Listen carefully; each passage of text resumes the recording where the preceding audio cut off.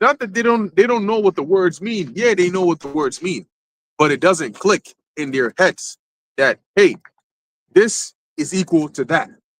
For us, it makes perfect sense because we can see one thing leading to another. We see the equation, okay? But for them, they don't see how it is that dividing by a number that's yada yada makes the denominator bigger or the numerator small. They don't see that, okay? To them, they just don't get it. It's like trying to explain a math problem to somebody. They just not seeing it. And that's the Lord doing that. Because by keeping them in this state, well, as you keep on reading, it'll tell you. Yeah, good. Same precept, but it's in the Amplified. It says, Isaiah 6 and 9 in the Amplified, it says, and he said, go and tell this people, keep on listening, but do not understand. Keep on looking, but do not comprehend. I just want to bring out, because like some of those certain key words, like keep on listening, keep on looking. And that's essentially what people do. People keep looking, they keep listening. But for all this, you keep listening and looking at it, but why is it that you don't understand something? Like the brother said, the tempter is going to explain why. For son, make the heart of this people fat and make their ears heavy. Yeah, now when it says to make their heart fat, it's talking about to make their minds dull, okay? So that they can't understand. They can't, they're here and they're moving, but they're not really, alive in the spirit. Okay, their spirits are docile. It hasn't been awoken. Okay, and that's why they walk around like that. Because with all these, it's like when people are put in those facilities and they keep giving them pills every day to keep them, like all wobbly or calm or docile. That's what Esau does, with this world, with the information that he feeds to the world, right? With the rhetoric that he pushes upon people. That's what he does to the minds of people. So they don't ask questions. I got you, bro. They don't ask questions. They just basically do what they're told. And those medications, they affect your ability to judge, right? They affect your ability to discern, and they affect your ability to think. And that's what Esau does, right? He's trying to stop people from knowing how to think. And in fact, he's trying to stop people outright from just thinking. Okay, soon thinking freely is going to be a crime. When I was in the hospital, every Saturday that I was in the hospital, it was loading me up with those medicines, man. I was thinking about being out here pushing this truth. Say, anybody who don't look forward to coming out here pushing the truth is crazy. Because when I was in those hospitals being loaded up with those medicines, man, I felt like I was in hell. But when I look forward to coming out here, right when y'all was saying that, I spoke to the brother about how I felt like energized that I was coming out here to push the truth, man. It's like a power pill, man. It's the energy that we need. We don't need those medicines. And if you're in the right spirit, you want to come out here and do His work, man. You was talking about the cold weather days that we used to push, 3-4 hours in low temperature weather. This is like a breath of fresh air to us to deal with 30 degrees, sun shining and all of that. I got a hiking charge, man. I know it's cold today, but it's like beginning of cold. That's it. The right mentality to have, bro. Yep. Hey, but at the end of the day, you gotta think of it like this, right? You don't really got a choice. And if you don't got a choice in the matter, you might as well just get happy with it. Right. Right? Like there's a saying, what is it? Get comfortable being uncomfortable. You got to be so uncomfortable, you start to become comfortable being uncomfortable, meaning you start getting used to it. And that's really what that happens by nature. The mind and the body is built to operate that way. Anything you first start doing is uncomfortable, especially if it requires physical labor. It's a lot. Your body's not used to it. In fact, I remember, this is crazy. During the pandemic, during the lockdowns, people were at home for so long, that shit even started to affect me. And I remember just going out to the grocery store caused my ankles to hurt. Now, I'm not fat, but I hadn't walked, out in like a long distance in a long time because you're usually cooped up in the house. Okay. And so because of that, you're like, yo, but this is something that you do on a regular. But when you don't do it for a long period of time, it starts to affect your body. Okay.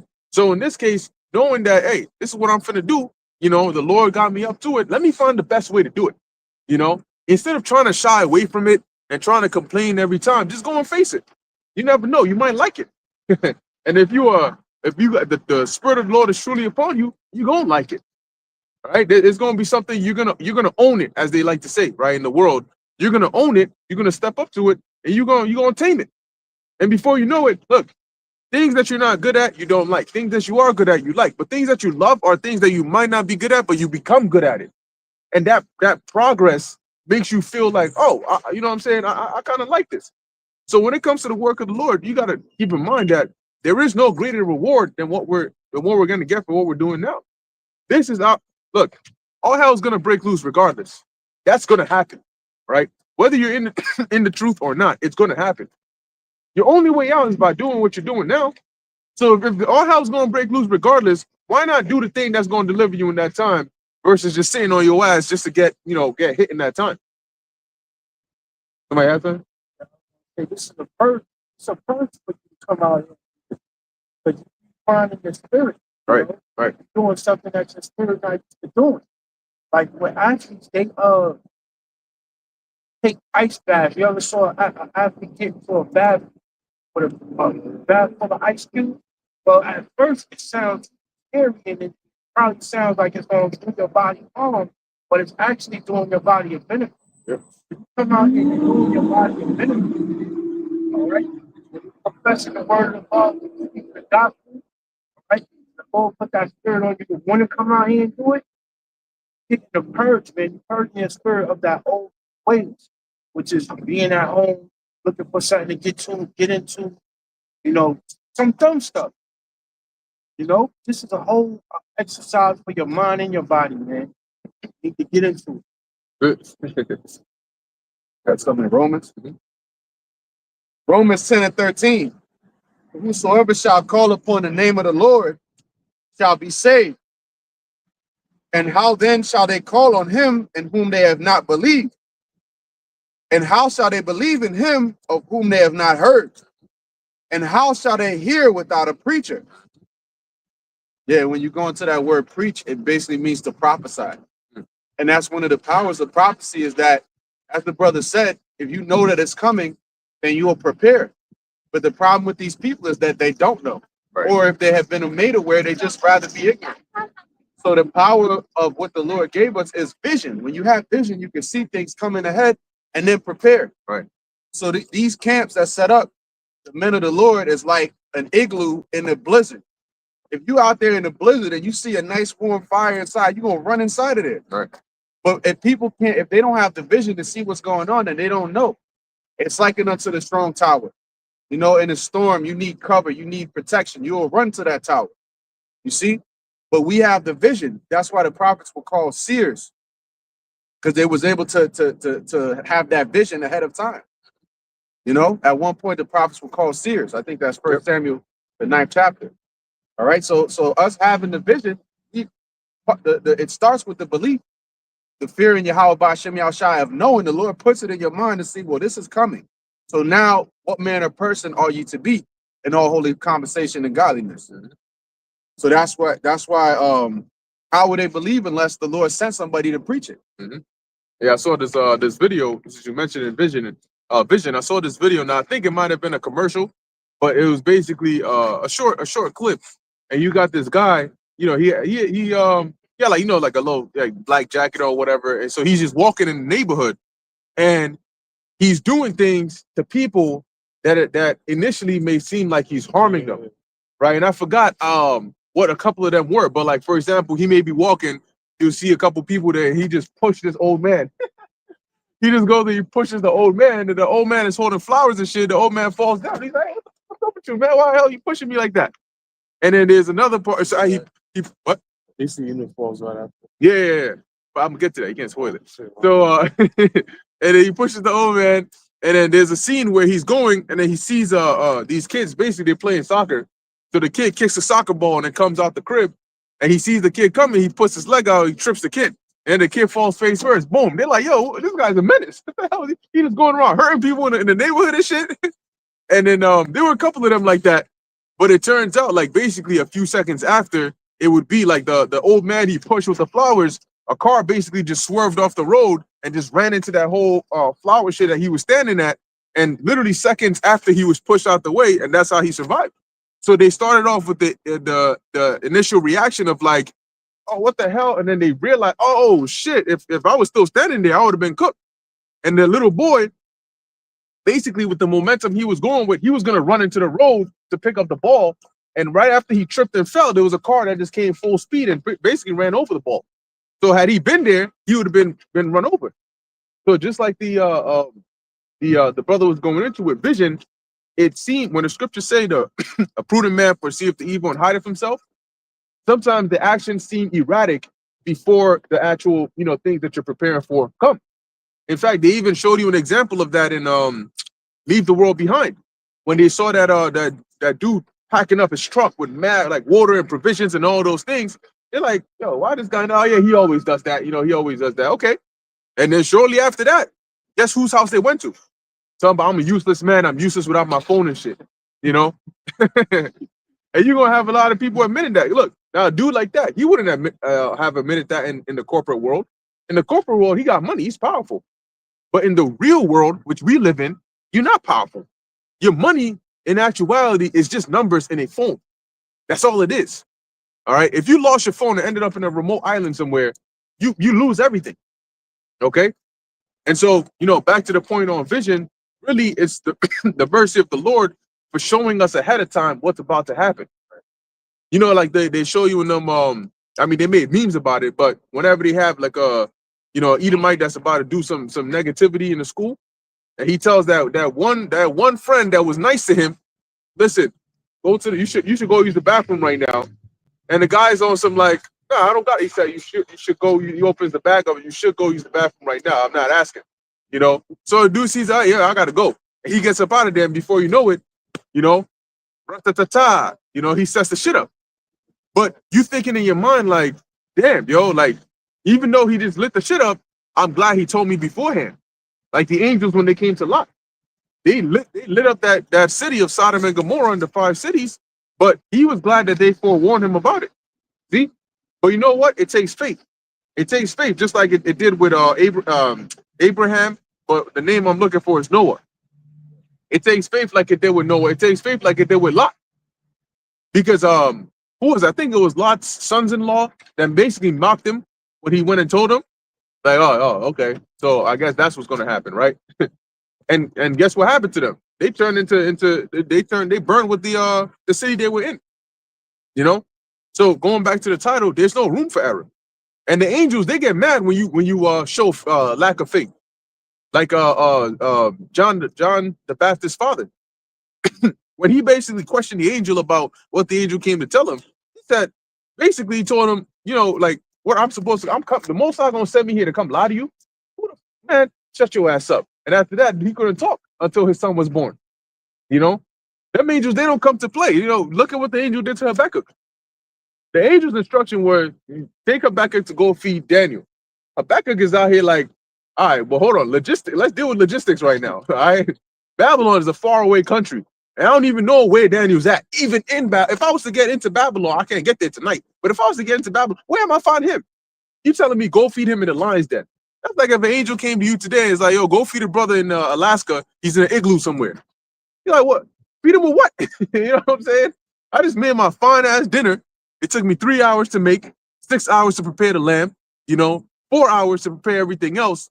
And I put it together in a nice bowl. You talking about go feed a brother in Alaska in the igloo, But looking at how the angel dealt with him, he didn't even want to hear nothing. He said he just grabbed him by the crown of his head, and before he knew it, he was out here crying Daniel's name. Hey, Daniel, please, here, eat. The angel hurting me, just eat the food, bro, so I could go back home. But it just goes to show you, like, they're quick with it. They're there to get the job done. They're not there to play around. Look at what what's his name? Raphael, when he feigned himself as Azariah, as a brother of a family member or a relative of Tobit. What happened when Tobit started questioning him? Because Tobit is a father. And he's worried about his son. He's saying, well, who are you? Can you show me the records of who you are? He said, look, bro, you want somebody to take your son or what you want? I'm here to get the job done. You want the job done or not? I'm talking about show me the records. I just told you I'm your brother, didn't I? All right, so let's go. So them angels, they don't come here to play. They're not like, they're like man, but they're not like man. Okay, they're righteous beings. Making his ministers a flame of fire. There you go. Yep. Yep. No, I was gonna just say a worldly example of that is I recently watched the whole Terminator series. I was just thinking, that's crazy. Yeah, no, and the third one, the Terminator was sent back in time to pretty much protect John Connor from the nuclear destruction coming, and he had to save him and his wife, or soon to be wife. And that entire time, the Terminator puts him in the truck, and he's like, "What the hell are you doing with it?" But it's like my mission, because it said my mission parameter is to save you guys, and then you guys put you guys in the bunker and all that. All this emotional stuff, all this extra stuff, I don't need all that. I'm just here to put you where you need to be, and then that's it. And that's pretty much how, just give you a world example how the angels work. It's like, look, my job is to just do this. After I do my mission complete, that's it. No need. I'm out. Yeah, like the angel that came to Manoah. Well, really, he came to Manoah's wife. And when he came back to offer the sacrifice, he told him straight up. He said, "Look, I'm not gonna eat it." And then he told him, which actually, when I was reading it, I was like, I found it very interesting how the angel told when Manoah came there, he said, "Why don't you tell us your name so that when what you said comes to pass, we can honor you?" And the angel said, "Why are you asking for my name, seeing it is secret?" Now, when you go into the word secret, it doesn't necessarily mean that it's a hidden thing, but the word actually goes into it's incomprehensible, meaning it's too far above your comprehension to even understand my name. And that's an angel's name. And I was reading, I was like, oh shit, the word, when you go into that word, I was like, damn, just the name alone. Yeah, it's Wonderland. Anyway, it's incomprehensible. And I'm like, that's the name of an angel. How much more for the Most High? And he gave us his name, and then you got people that want to play with that. So they're going to find out. They're going to find out the hard way, man. That's why the Lord, there's a reason why he was feared the way he was feared. What the? Oh, okay. But there was a reason why he was feared. Yeah, you got it, bro. Yeah, real quick, another example of the angels, coming in and working in haste, and that's why in the book of Revelation it talks about within 1 hour, America is basically going to be destroyed within 1 hour, right? Now, when you go into the book of Genesis, chapter 19, and starting from verse 15, it says, "And when the morning arose, then the angels hastened Lot, saying, Arise, take thy wife and thy 2 daughters which are here, lest thou be consumed in the iniquity of the city. And while he lingered, the men laid hold upon his hand, and upon the hand of his wife, and upon the hand of his 2 daughters, the Lord being merciful unto him." Right? So think about that. Like they did it roughly, but it was mercy from the Lord. So kind of like the example you gave about, the ball being kicked, the kid falls down, people look at it like, oh, damn, that's bad, that's crazy. And then another one, he gets shoved out the way. It's like, oh, what the hell are you? And then they find out, oh shit, they had to use that force in order to save your life. You see, that's why when people say, oh, y'all sound aggressive, is because we have to be forceful. Be happy that we're not actually physically grabbing you and putting hands on you. We just out here using words. But soon the Lord's going to be the one putting calamity. He's going to literally put hands on you with the hands of these troops, man. All right, and that's when you're going to know what force is about. Right? It says here, it says, upon the hand of his 2 daughters, the Lord being merciful unto him, and they brought him forth and set him out and set him without the city. Okay, so they just by force just grab him like, listen, man, you literally dragging your feet, let's go, take him out of there. Just grab him up and just take him. Because you here, you wasting time dragging your feet. So the angels got work to do. It's like, yo, we're on the clock. Let's go. Time is of the essence.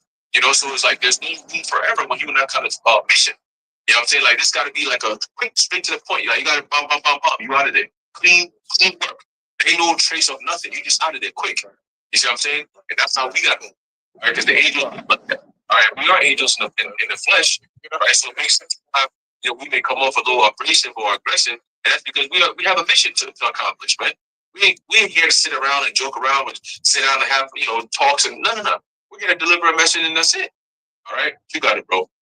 Yeah. Hey, Shalom, I was just saying, that it's you wonder that if the Lord had the angels on the time, like a time box that you got to get this done by such and such. That's why when they come, they don't waste no time. And to somebody else, it may look kind of crazy, right? You just grabbing them, you dragging them. You know what I'm saying? That we got to go now. You know, the person, wait, hold on, wait. So from the outside looking in, you're like, damn, is he okay? Like, what's going on here? You know? But come to find out that, hey, it's for a good reason. Because like you were saying, now imagine if the dude stopped. He's trying to now tell the guy, like, yo, you got to move out the way. There's a car coming. First off, this guy, there's a lot of things going on in his mind. He's in the middle of a conversation, number one. So his brain has to stop processing what's going on. He has to turn and say, wait, if somebody's calling me, he has to see that it's a stranger he doesn't know and then wonder why he should listen to you in the first place before even understanding what it is you're trying to tell him. All this meanwhile, there's a car coming full speed about to hit him. And what happens if he just says, bro, leave me alone? Now both you and him are in the way of the car. So you just do what you gotta do. What's the saying? Actions speak louder than words. That's it. That's it. Yeah, a lot of them disaster movies, they'll have the guy that's the whistleblower. That's warning everybody. Like the day after tomorrow, he try to tell everybody, like, yo, this is about to happen. Everybody be prepared. Everybody get ready. Like, yo, this guy's bugging. He's crazy. They always downplay you. You know, they always downplay the one that's speaking the truth. They always downplay the one that's speaking the truth, you know, and made him out to look crazy.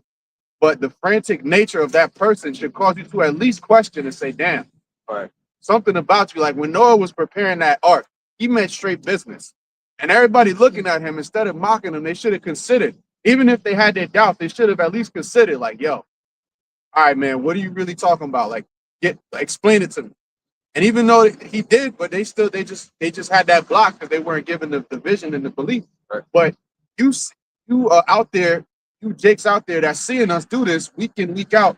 When you see us out there on the brick ass cold days like this, you should wonder and say, man, something is moving them that they really truly believe in so much to where they out there doing this.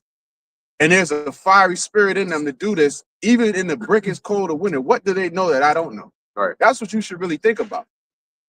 But the only thing they'll do that when it comes to rich investors moving their money out of stocks. You know what I'm saying? Or if all of a sudden, you know, just a new trend comes, they'll jump on that.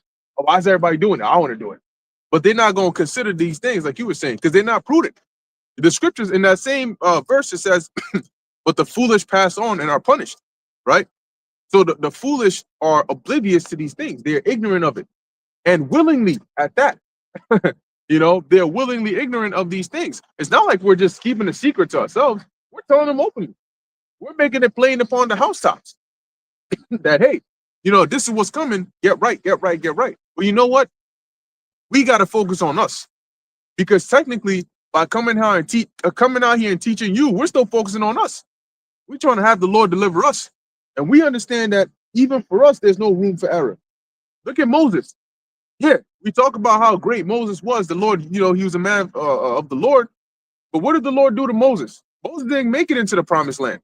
The Lord said, you're not crossing over this Jordan over there. And it's not like Moses didn't plead. He pled with the Lord. The Lord said, don't even talk to me about it anymore. I already told you what the answer is.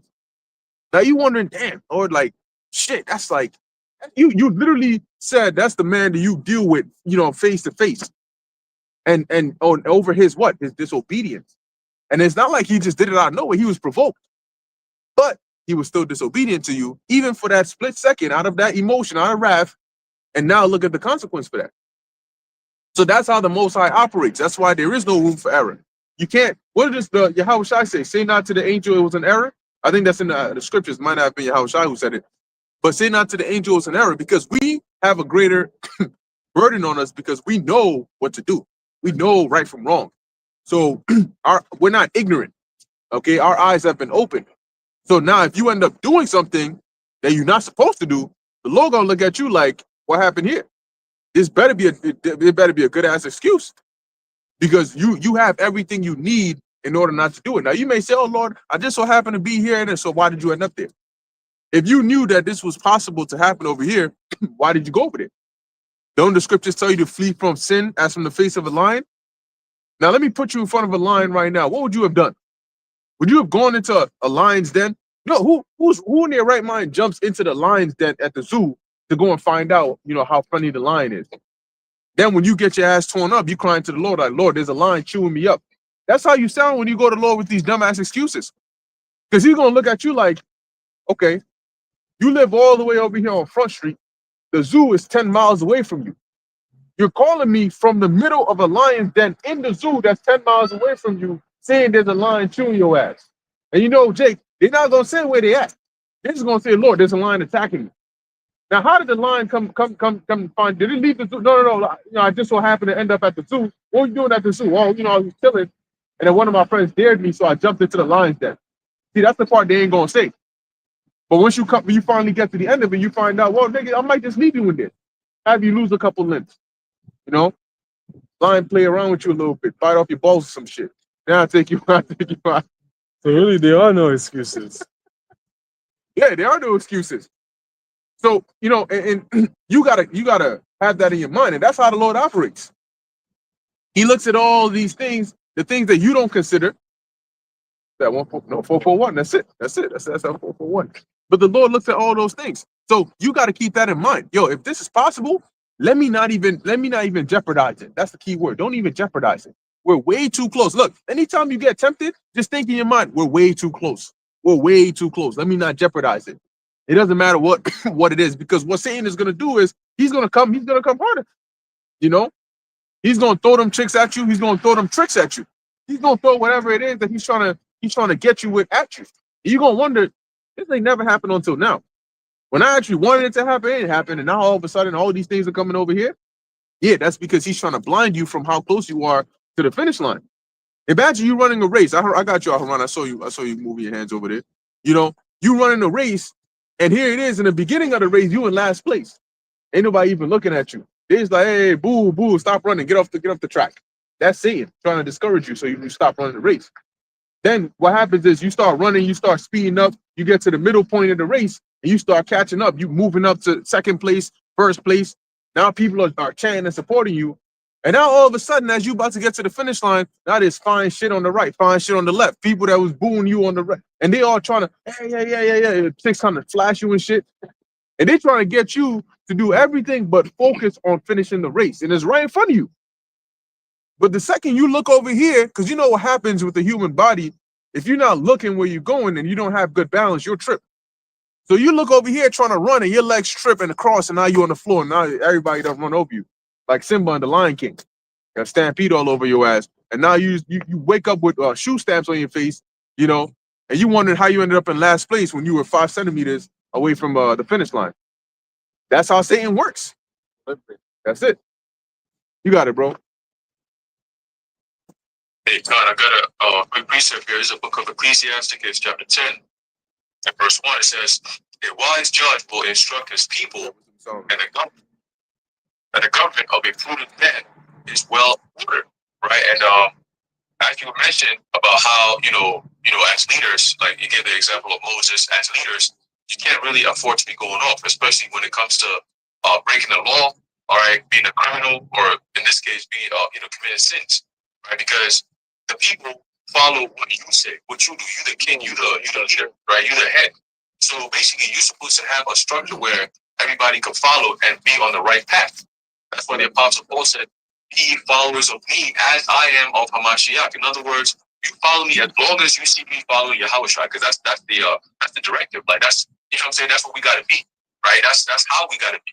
Okay, so it says a wise judge will instruct his people, and the government of a prudent man is well ordered, right? That's it reminded me of a lesson that I was watching, I think last night, or might have been this morning. The Zaquan was going into Trump and how he was addressing, the press, and they asked him a certain question, a legit question, and he just responds, very, erratically, very disrespectful.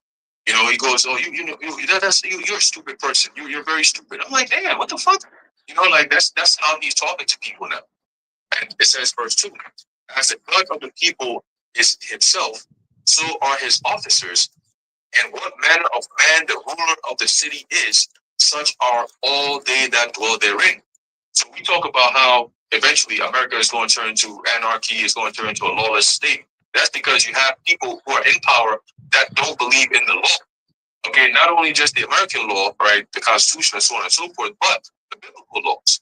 All right, they despise the biblical laws. That's why they do things to provoke it all the time. Okay, but in this case, Trump is a person who's not well mannered to rule a city. So what's going to happen is typically, like you were saying, a king or a ruler is supposed to be on the right hand side. You're supposed to have everything down pat so it could be passed down the line. Once a king goes off, what happens is there is no law at that point. The law has become voided because you were supposed to keep everything intact. But as soon as you break that law, you open up the door for anarchy because now every man will look at it and say, "No, I'm a law to my own self." That's what's going to happen soon.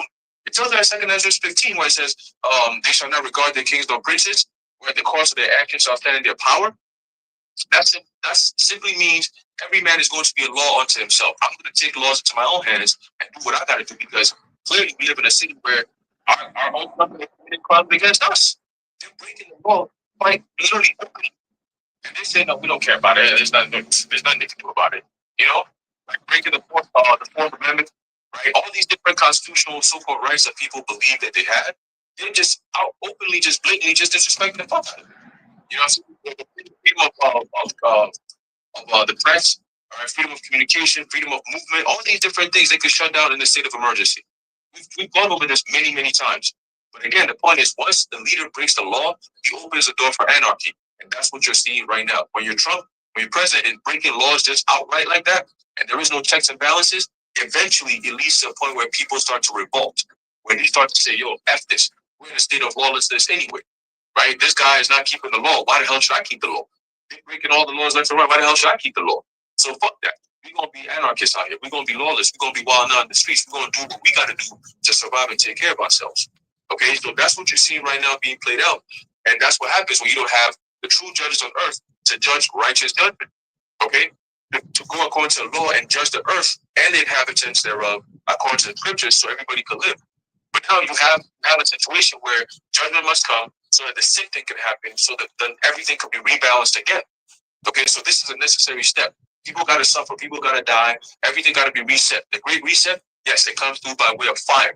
Okay, by way of thermonuclear destruction. Okay, you got it, bro. Right. Okay. Yeah, I had a point that right now, what people are experiencing on the earth is all make-believe. This is the matrix. And the Lord is allowing it to be like this so that people can go ahead and just dive more into wickedness because they're falling for the illusion. But all it's going to take, the Lord, people don't realize how the Lord is allowing stability in the earth right now, a certain level, even though it's pockets of things happening and things are getting much worse. But it's still overall, it's still stable. When the Lord withdraws that and all hell breaks loose, that's when you're going to appreciate the stability that once was. Even now, look at after the demic, people will say now, well, man, I wish it was 2019 again. No, I wish it was back then, man. People have an obsession with nostalgia. Right. Nostalgia, the 90s. Those 90s cartoons weren't even all that, okay? Motherfuckers hype it up because it associates you with a feeling of childhood, of peace, of when things was better. Life was better back then. And it has just progressively got worse and worse and worse and worse. And now we're at the precipice of complete and utter destruction. Okay? All hell breaking loose. So you don't appreciate what you have until it's gone. You're not going to appreciate the men of the Lord being out here until it's gone. You don't appreciate having heat in your house until your boiler breaks. You don't appreciate having a roof over your head until you got a leak in the roof. See? So all of these things, then when it happens, people take all this shit for granted, man. See? It's just a couple little mechanisms that's keeping your ass warm in the winter. And if that shit breaks, your ass is going to freeze. Okay? And then everybody's going to be looking for a plumber. All right, what happens when there ain't no plumber to call? Because he's out there protecting his family and the boiler breaks and Jacob's trouble. All right? When there's a flood, when there's these different calamities. And the Lord, we know the Lord, it's not just going to be like, oh, whoops, this happened. The Lord is systematically, surgically going to piece you people apart, man. Okay? But piece by piece, he's gonna annihilate you people, man. So the point being, bringing it back to the truth and there being no room for error, okay, is that this truth, you got to get it right now. Seek the Creator in the days that are youth. Don't wait until all these things happen, okay, and then you want to start going frantic, okay? An ounce of prevention is worth a pound of cure. All right, so it's better to be preventative than to wait for shit to get fucked up. All right, when you got a plumber and he's putting that boiler back in, all right, because you lost the heat, you want to make sure you look at what he's doing because he has to make sure them pipes are sealed up. One little error can flood the whole house. One minor mistake. One. He could have got 99% right. He did everything right. But that one leak, that's all it took to completely destroy your house. And water damage is some fucked up shit. It's really, you know, they have companies to reverse it or whatever, but once it's there, you're gonna have mold, you're gonna have issues for years. The house is fucked. Okay? So it's just that one error, man. Let's say they do the roof, all the shingles are proper, and they miss one. That leak fucks the whole house up. Yeah. So with this truth, man, the doctrine, we don't have no room for leaks, no room for errors, man. It all has to be 100% true. Right. Beautiful point. You know? That's why you got to be very serious about it. You know, you got to be very you got to scrutinize everything. You know, people, oh, you're doing too much. Oh, you're looking into everything. Yeah, you got to look into everything. Like the brother said, man, you miss one thing, and the Lord looking at you like, yo, so you're not gonna fix that? Because you could have fixed it if you were being detailed and diligent and watching it, but you weren't. You said, whatever, it's all right. You know, it's just one thing. But like we mentioned before, right? Little things add up. You know, like Apostle R said, a big problem is really a little problem that spirals out of control, right? You have a little problem, then you don't address it, then you don't address it, then you don't address it, then it becomes a big problem. Now it's harder to address. Yeah, that's why you ask the question, how did we get here? Mhm. Then all those questions, well, oh, this happened. Oh, okay. So these little things that were overlooked is how eventually led to this big problem here. Mhm. Very big problem. A very, very big problem. We got people for that. Let's get that Sirach 2. Yeah. This is the book of Ecclesiasticus, or the book of Sirach, chapter 2 and 1. Hey, because you know what? I'm gonna say this too. When you really think about what it is that we're required to do now, it's not really much. You know, like in comparison to what the prophets of old did, all right, versus what the Lord does for us, you really wonder, like, damn, Lord, like on average, right? On average, nobody's doing like 3-hour videos a day. You probably do like, maybe if it's a stream, you might do an hour, or, go a little over an hour. If it's a video, it might be 20 minutes, 25 minutes, maybe 30, maybe 45 if you like to talk, or maybe 9, it's something, and you're putting this out there, and you like, damn, Lord, that's all it takes. There's 24 hours in a day, and the Lord is like, if you can just do this for me consistently and just feed my lambs for me, that's all I'm asking you for. And think about how much more effort you put into other things. And when it comes to this, like, we're talking about, number one, really it should be a privilege to do this work, because the Most High chose you. He called you. That means he's like, yo, this guy, go and find this guy for me and bring him into my labor so he can come and work for me. You feel special. It's like when people, recruiters come and see people, right? If it's like sports or whatever, the person that you got, this recruiter, they want him. Oh, this person, well, they want him. You feel like, oh shoot, like you must be, valued. So if the Lord calls you into to come and work for him, that means that he sees some potential up in there. You got to take that and you say, well, it's an honor to serve the Lord, because really it benefits you. Doing this work forces you to think. It forces you to learn and master certain skills that you might not do before. And in fact, being a servant of the Lord makes you well-rounded. All right. You have to have discipline in order to be in this. So guess what? Before, like, it's like when you you exercise without thinking about exercising. People who work jobs that they're constantly on their feet, they're actually exercising, but in their minds, it's not exercising, it's working. And so it's really the benefit of two, because sometimes when you actually go to try and exercise with the mindset of exercising, it's not always easy, because you feel like, I don't really feel like working out today. I don't feel like doing this today. But when you're working, and that's a part of your workout, you don't really think about the workout part. You just think about the work that you're doing. So when you're doing this work and you serving the Lord, you don't realize how much your vocabulary improves. You don't realize how much your ability to decipher certain things improves. You don't realize how much easier it is for you to actually speak to people. Prior to, you may have certain brothers who, prior to being in this truth, you didn't really speak to people. You were shy, you were more closed off. But when you speak here, you forget that you're actually dealing with people. You're interacting with people.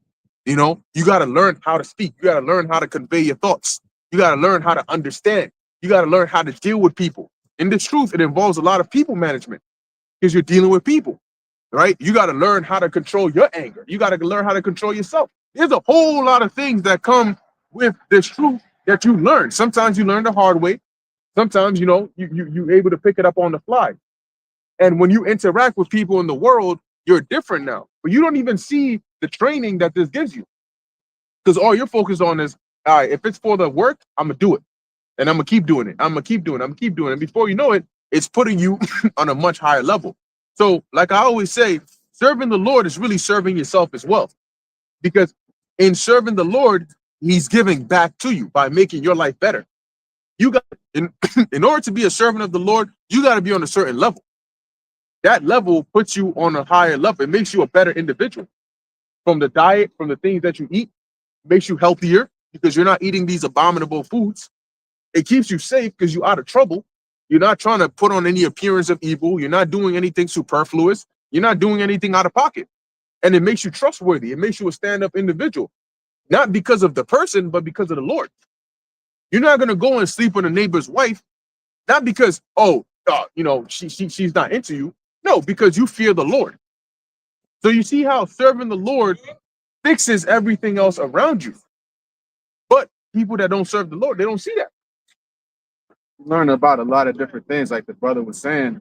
And I think I heard the apostle say this too. We wear many hats. Like basically, you become a dietitian, you learn about diet, you learn about herbs, you become a herbalist, you become a historian. Your discernment, your people skills, your social skills has to be on a level, because coming up with random strangers that's coming up, you gotta know how to talk to people. Right. And like be subtle and be, know when to go, know when to pull back, know when to hit the green, know when to hit the brakes, and all these different skill sets is like it's a lot of it is in us already, and then we learn it. We have certain abilities that every brother comes with. A man's gift maketh room for him. So the Lord gives men certain abilities. You come in with, you might have a set, like in the game, you have a set amount of skills, and then as you go in the game, you start learning more. You learn this talent, you learn this ability, and then other brothers around you might have other skills, and you start picking up on that. Like, yeah, this brother, he's nice with anointed oils. So man, that made me want to learn about that more. This brother, he gets into the history, he gets into these prophetic breakdowns. That makes me want to learn about it more. So all these different things adds up, and every man brings his own, and that's why we're a body. That's the beautiful thing about having a body, and even how we deal amongst each other. Because there's time to hold your peace, there's time to say something, there's time. It's a lot, man. And it's all according to the spirit of Yahweh Ba'ashem Yahushai, and that's why. How do we navigate all this? It's not according to us; it's the spirit. And we pray to the Lord to give us the spirit, to give us more of a portion of the spirit, to increase us in knowledge and wisdom and understanding, so we can navigate all these things, because it certainly wasn't of our own understanding that we're doing this. This is clearly of the Lord. That's right. So you got a point? It's sort of like Jin Woo from Solo Leveling. You know how he had that entity that would basically grant him skills as he leveled up, and every time, as he progressed, and when he was in crucial moments, he was granted with a skill and basically helped him survive. Hey, well, we cheated too. Yeah, being in this shoe was like a cheat code. hey, but that's the same thing with us. Really, if you think about it, from us speaking as a man, things that should happen to us sometimes don't, because the Lord intervenes. So you might have gotten into that accident, but the Lord intervened. You might have gotten into some trouble here, but the Lord intervened. Things might have gone bad for you, but the Lord intervened, switched it up, and now it goes in your favor. It's all the the workings of the Lord. I was speaking to somebody and they were telling me, they were like, yo, they're like, the way the Lord works for them now, especially now that they start to see, because you know what it is. I remember when my brother and I, we were like first getting into the truth and everything. That's it, 441, 144. We started getting into the truth and everything. In the beginning, it's strange, right? For people that are around you, they're like, what is this? And because of the history of the world today, they fear that, it's just probably a cult or some religion or some dangerous thing. But when they start to see, that's why the Apostle Paul mentioned, if you have somebody that's an unbelieving spouse, don't leave just because you guys don't believe the same thing, because they'll see you, and from that they're gonna be like, yo, this person is. I'm curious to see what it is that they do, because whatever it is, it's making them different, but in a good way. Like, it's actually beneficial to me because now they're actually, like, more reliable. I got you. So this person was telling me, they were like, yo, one time they went to the store, and they were trying to buy food. And they can be picky sometimes. So they're there and they see that the lady, they order what they order, and then the lady's like scraping, but the food is like at the bottom. She getting like the basically the scraps that are left over in the pot. Because what they're trying to do is they're trying to empty this pot before they bring the new one out. So she just there, and in her mind, she's like, man, he really giving me the bottom of the shit. You know what I'm saying? Like, man, what type of shit is this? So, they just like saying that in their head. And they're like, yo, literally, the lady takes she scoops it up, she heaps it up, she closes the joint, and as she's turning, the joint flips and falls on the ground. Now the food spills. So now she's like, oh shoot, I'm so sorry. So they had to go get the new fresh batch, come and put it there, and that's from the top of the fresh batch is what they filled up the order for the person, and they just like, damn, like, yo, it's little things like that the Lord does for you. Good, bro. Yeah, I was gonna say, I'll use my mother for an example. When she first, You better hope she don't watch no, it. this is actually good. But, when I first came to the truth, she looked at it as like, what is it, some type of cult? But after a while, she started seeing me like I have like a bunch of books in the house and things like that. She was like, oh, then when you was in school, you didn't read nothing. Now you read stuff because this is actually, like you were saying, it's benefiting me, as opposed to in school. It's like, what am I learning this for if I'm not going to use it and things like that? But this is actually benefiting me. And like, even things that I watch, I didn't like. It's like before in the truth, I used to watch like video game shit, walkthroughs, how to beat this, how to do this. Like one game in particular I used to play a lot was Overwatch. So I was like, how to fucking get better with this character.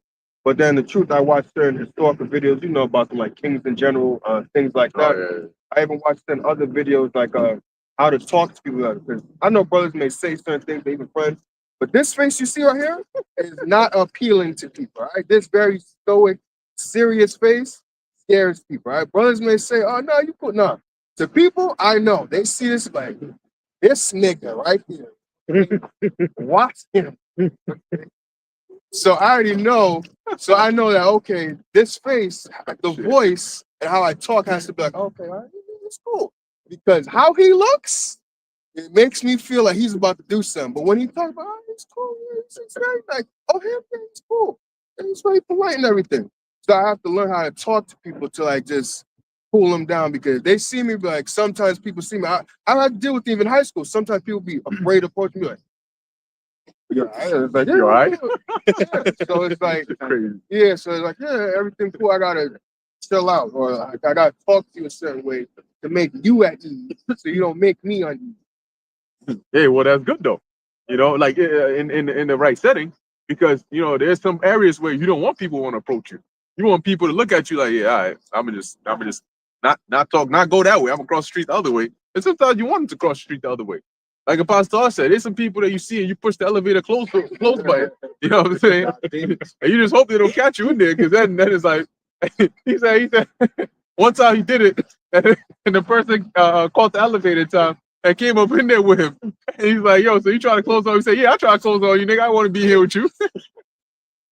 And now you both in there all quiet and awkward and shit. Hey, your Howard Sharp face is not going to smooth, happy, go lucky. So that's the appearance that you will want to have the image of the likeness of the Most High, the Howard Sharp and the Most High. And they were austere people. They austere. They got a serious look. And according to how y'all living in this world, he's angry. He even got a grin on his face. Ice grill. So you put you You know? that way. When y'all see us, that's the only reason why y'all get negative thoughts about us based upon our appearance. Right. All right. Y'all might call us the bummites or whatever. Y'all always being hostile. It's just the look that y'all worried about. Y'all don't even know what we talking. We bring in the gospel, the good word of the Lord. You'll come here when you get finished listening for an hour or two. You'll have a good sense about your ability of living life. We're bringing that spirit of living waters to you. We're not giving you no toxicity. You know, who's the best rapper, the top 5 and all of that, or who you'll smash, all these dirty girls out here. That's a bad thing to have on your spirit. But we giving you life. We're giving you the wanting of the bringing in of the kingdom and how you get there, how you be the first to beat it. You know? Sometimes it upset us, and we have that grimace on our face because it saddens us on the stupidity that's going on in this world today. I need to wake up. Right, that's right. Good point. Hey, but we close. Hey, real quick, and going back to the point your brother was making, ultimately, one thing I've also noticed is that brothers, for the most part, we're introverts, right? And in the very definition of the word, you got a lot of people in the world who say, "Oh, I'm not an introvert," because they've been told that they're an extrovert. Extrovert means somebody who's all happy and social and all that. Nah, extroverts, we actually go by definition. Men of the Lord were, when you even go through the scriptures, we're always secluded, right? We always, because that's what it means to be holy, to be separated. So you become separate from the world. When you go from the transition of being in the world to in the truth, you literally cut off or sever all ties with the world. And that's what makes you appear to be an introvert, but really that's from within, because introvert means somebody who gets their power from being in seclusion and being silenced, right? When you, let's say, typically for an introvert, I use myself or my brother as an example, we can only deal with things but for so much, right? Let's say there's a family gathering or whatever the case may be, and there's mad people there. We can only deal with that shit for like 30 minutes to an hour tops. And then you gotta separate, you gotta be by yourself for a little bit to recharge and then come back and deal with them again. You see what I'm saying? But you can't just be in the midst, like you got family that be getting together, everybody come from different parts of the country, different parts of the state, and they all gather there. Everyone got different shit that they talking about, and we all gotta sit there and just listen to that shit. And it's mostly bullshit conversations. It's mostly unfaithful conversations. It's mostly worldly conversations. Shit that'll vex you. But you gotta play it cool because you're like, you know what, it's gonna be for a few minutes and then they out of here. Right? But in that moment, you wanna be alone for a little bit. You wanna go open up your scriptures, or maybe some shit going down, breaking news, you wanna go read about it. You wanna be involved in something that's not in the world. You see, and that's how you get recharged. The more you're with people, the more you're in the world, the closer you are with people of the world, you get drained. Like you physically and spiritually get so drained when you're around people in the world, man. Or when you're around too many people that's not in the brotherhood. When you're around brothers or you by yourself, you feel a lot more alive, right? Because you can be in your own element. You can be your true self. You see what I'm saying? Compared to an extrovert is somebody who can't be alone. All right, they always have to be around people or be in a crowd somewhere because that's how they get their energy. If they're alone, they get bored, right? They become unfunctionable. Like they just become so miserable and they want to go out. And typically, women are like that. All right, women in the world, they are extroverts in the sense that they get their power from getting attention from people, being outside, being all rowdy, being in a chaotic environment. That's what turns them up. That's what turns them on, right? But for men, for the most part, we're more, secluded. That's how you gain your power. That's how you get back to your equilibrium, so to speak. You see what I'm saying? You go to work, you spend all day outside dealing with people. When you come home, you want to spend that time by yourself. And you imagine coming home and they're like, hey, you want to go out to the party? You want to go out to meet your friend? You get pissed. You're like, nah, man, fuck that. I want to chill today, man. I'm not going out today. Or I want to just spend some time with my dog, or I just want to be in the woods, just meditate and just be chilling. You know what I'm saying? That's fine by me. And what some of the things you get ridiculed for is, oh, you're antisocial or you're this. Yo, take that as a compliment.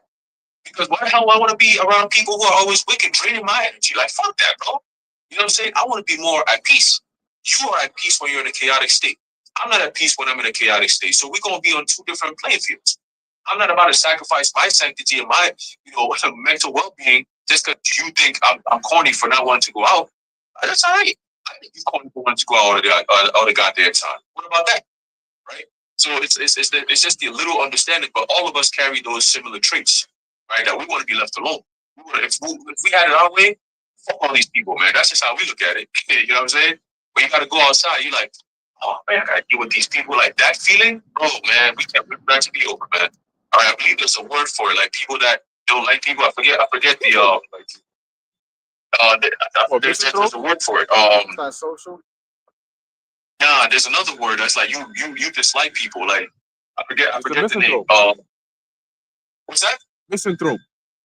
Yes, that's the word. Right. We're very misanthropic men because people piss us off. Right. Just like it tells you in the book of that cry for all the abominations that be done in the midst thereof. We always sign that cry, bro. Literally every day. Every day. That's why we like to be left alone. Or be around others. If not, just leave us alone. Don't bother us, don't say nothing to us. And we're regular men. Right? But we have a different spirit that makes us kick. And we like to keep it that way. All right. So that's why we always emphasize not being around people of the world because they fuck with you. You know what I'm saying? They got demons on them and they will fuck with you. Or you gotta have balance. Like going back to the point brothers are making, know how to even deal in that kind of situation. The walk that we walk now helps you build and navigate on how to go about these things. Right? Like for example, knowing how to speak in parables. You might be with a brother, but you might say something. You mean one thing, but the way you're saying it, if somebody's not on the same level playing field, they're not going to understand what you just said. They're just going to take it at a surface level. You see what I'm saying? You got to be like Yahushua, being in the Roman Empire and teaching about the things that's about to happen, the overthrow of their kingdom and all that. Hey, they try to make him to be a criminal. They try to trip him up on his words so they can send him back to Caesar and be like, look, see what he's saying? He's trying to cause sedition. Right? So he had to speak in parables. He had to speak in code. Okay? He's like, nigga, you don't understand what I just said? Like, you want me to just openly say so they can arrest all of us? You know what I'm saying? So he had to be very, meticulous with what he said and how he said it. You see what I'm saying? So we got to be on the same type of time, ultimately to reserve our own peace and sanctity. All right, but you got it, bro.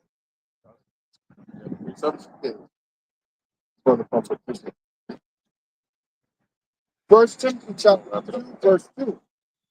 For kings and for all that are in authority, that we may lead a quiet and peaceable life in all godliness and honesty. Right. And that's spirit because the brother mentioned peace. That's the last thing Aharon mentioned about being peaceful. And really, that's what we strive to do is have a peaceful and quiet life. You know, we ain't over here banging on the drum saying, come look at me like Katsanat, being an attention whore. You know, that dude, he's just banging the drum. And when the Lord looks at him and says, well, you banging this drum, what do you have to say? A bunch of fucking garbage, man. And that's why the Lord's going to destroy individuals like that. But us, we just want to live a quiet, peaceful life. And we know how to flip the switch and deal with people. You see, we can do both. But preferably, you'd rather be to yourself, right? Because that just eliminates all of those extracurriculars, extra situations that could happen. Shit, you ain't gonna get into no issues just playing the crib, right? You know, so playing the crib is really the way to go. Most of the time, enjoy the rent that you're paying. You know, so living a peaceable and quiet life. That's what a man of the Lord is striving to do, man. All right, we're not striving to be out amongst in the riffraff with people and all that. Let them have that, man. They have their portion in this life. Okay. Hey, that's a good point. And I'll say this one thing that at the end of the day, you gotta treat your time like your money. All right, because we have so much to do. The Yahushua said, the harvest truly is plenty, but the laborers are few. So we got a responsibility, a greater responsibility, which we center our life around. There's a chunk of our life that we have to dedicate to something that is a non-negotiable, which is serving the Lord. And so everything else comes after that, right? So we barely even have time. That's why time is very important. That's why, like Aharon was saying, when you're in a certain environment and you feel like there's nothing you're getting out of it, you're just there with aunties and uncles and mad people, and they're just laughing and talking about vain things. Quite literally, you leave that conversation with nothing, right? Probably less than you came in there with, meaning your peace of mind. And you're thinking in your head, yo, I could be doing so many other things right now. I could be doing a lesson. I could be doing something that I didn't get to do because I had to be doing a lesson. I could be doing all these things because we have a purpose. We have a way we live. So when that gets obstructed by unnecessary, superfluous things, you feel like your money or your time is being wasted.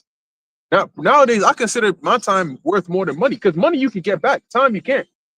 If you spend the whole of yesterday on some BS, that's gonna literally be a day that's gone. That you didn't do anything, you didn't progress, you didn't gain any, you didn't go any further. It's just a waste. And that shit is when people try to waste your time, man. I understand why back in the day, older people used to get upset. Our pops, once he was done on the phone with what he had to say, that was it. The whole listen to each other, breathe. You don't do that shit. All right. You on the phone and you ain't got, and he can tell when you ain't got your conversation ain't going nowhere. You just want to be here just to be here. And women love that shit. Oh yeah. They just love that shit. They'll be on there. It'll be a silence for 5 minutes straight. And the second you clear your throat, like you about to go, yeah, I gotta, what you gotta go? Where you going? What do you mean? Where am I going? Now, clearly, we're not doing anything over here. It's been 5 minutes. Yeah, but you don't want to talk to me? And then it starts a whole new shit, And that shit is, hey, Paul said you're gonna have trouble in the flesh. We know what you mean, Paul. We understand now. Shit. But hey, all in all, take it. Your time is very valuable. And right now, we have much less of it before this shit, the Lord kicks this up into the next gear. So we already know what those that are on the outside are doing. But like the angel Uriel told Ezra, we should worry about those that are going to be saved. Lord willing, we be of that number. So there is no room for error. We don't have the freedom to mess around. You got to lock in more and more and more and more. All right. And cut the little things that you don't need and reinvest that time into the things you do need, which is serving the Lord. You want to have an overabundance, you want your cup to run over than to not have enough to drink. All right. And since we don't know what the size of our cup is, we just want to keep pouring and pouring and pouring and pouring and pouring. Shit. It's all right. It's all right if your labor pours and pours and it goes over the cup. That's all right. But yeah, that's it on that. Brothers, got any last free stuff? One reference to what you said. Go ahead. You got it. Well, you find yours. Last piece of this, a book of Hebrews, chapter 12, and verse 1. It says, "Wherefore, seeing we also are compassed about with so great a cloud of witnesses," right? Spectacle. Let us lay aside every weight and the sin which doth so easily beset us, and let us run with patience the race that is set before us, looking unto Yahushua, the author and finisher of our faith, who for the joy that was set before him endured the cross, despising the shame, and sat down at the right hand of the throne of the Most High. All right, so basically, ultimately, all right, the point is in verse 1 where it says, basically, like you said, besetting anything that's going to hold us and hinder us from this walk, from this race, push that shit to the side.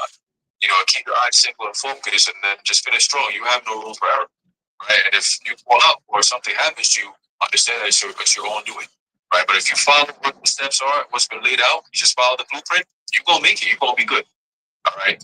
But you got it, bro. Yeah, if this is a race, man, now's the time where you got to run like hell. Everything you got. Everything you got. If you got 5 extra minutes, put it towards the Lord. Everything you got. Got it, bro. This is Ephesians 5:15. See then that you walk circumspectly, not as fools, but as wise, redeeming the time, because the days are evil. Right. So as the brother said, redeeming the time. Basically making the most of what we have now, knowing that the days are evil, knowing that we've done amiss. Most of us brothers, we spent the majority of our lives in a whole bunch of wickedness. So now that the Lord gave us a portion to know better, it's like you have court with the king. You're not going to waste that time. You had in ancient time, the jester would go up, and if he wasn't funny, he's going to get put to death. Okay, you over here wasting my time. I hear you talking, but I'm not laughing. What's about to happen? Right? This is Ephesians 5:17. Wherefore be ye not unwise, but understand what the will of the Lord is, and be not drunk with wine wherein is excess, but be filled with the Spirit. So don't be spiritually drunk. Don't be physically a drunkard. Be wise and understand the will of Yahweh Hashem Yahushai, and really strive to be exceptional in this thing. Strive for excellence in this thing, because look what's at stake, man. Look what the Lord has promised to us. Look what he's about to give us, man. We talking about a crown of life, spiritual powers on the line. So we got to move, and I'm exhorting myself first and foremost. We got to move like there's immortality forever is on the line. Okay, this is not no game. It's not no bullshit. So we got to really move with a sense of urgency, man. And I'm speaking to myself and these brothers and those of you out there, the household of faith, first and foremost. Right. That's right. Yeah. So even after giving it your all, you feel like you're done. like there's nothing left in the tank, you gotta enter that flow state and keep going. You tell your body that you're putting all the stops here, and you don't stop until the Lord gets here. That's right. Well, that's it. Gotta do what you gotta do. Gotta do what you gotta do. Sure. So yeah, let's lock in. Let's finish strong. We want to see each other on them chariots, and we want to, we want the Lord to get down with us, right? We want to be in the midst of it, and we want our legacy to be strong, right? We want to finish strong. We're not trying to finish in no, y'all passed out and shit. No, fuck that. We want to finish strong. Rip that little line at the front of the race. We want to tear that shit, all the way somewhere else, So that way, when you're written up in the kingdom, anybody that reads your story, you're like, damn, you know what I'm saying? Like, that's what a man of the Lord should be like, right? And that's the target he's striving to hit. So with that, we're gonna end it here. Lord willing, that was edifying and exhorting to the elect. In closing, we want to give all praises, honor, and glory to Yahweh, Bahasham, Yahushai, Bahasham, Rakak, Wadash. And until next time, Shalom. Shalom to the elect. Yahweh Shalom.